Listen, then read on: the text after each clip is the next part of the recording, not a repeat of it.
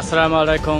আগামী সেপ্টেম্বরে লাল সবুজের ডেরাতে আগমন হচ্ছে ইংলিশ তারকা ফিল ফোডেনের জিরক্স কপি এক ফুটবলারের, যে একই ধাঁচে ওয়াইড মিডফিল্ডার এবং উইঙ্গার হিসেবে খেলতে জানেন।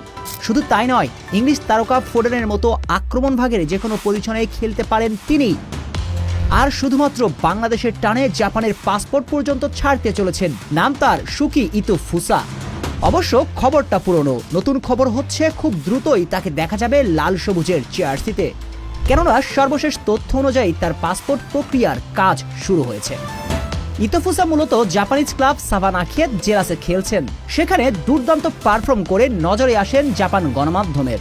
তাই 22 বছর বয়সী এই ফুটবলারের জাপান লিগের ভবিষ্যৎ ছিল উজ্জ্বল, কিন্তু নারীর টানে গায়ে জড়াতে চান লাল সবুজের জার্সি, অর্থাৎ বাংলাদেশের হয়ে খেলতে চান তিনি।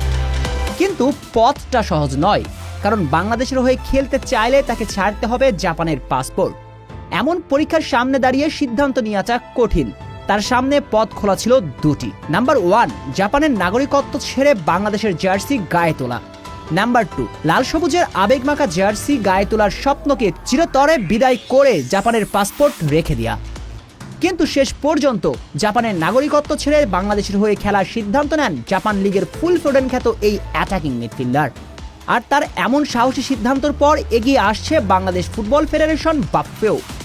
রিউমার্স বলছে আগামী সেপ্টেম্বরের মাঝেই তার পাসপোর্ট প্রক্রিয়া সম্পূর্ণ করবে বাফুফে, যার অর্থটা সহজ।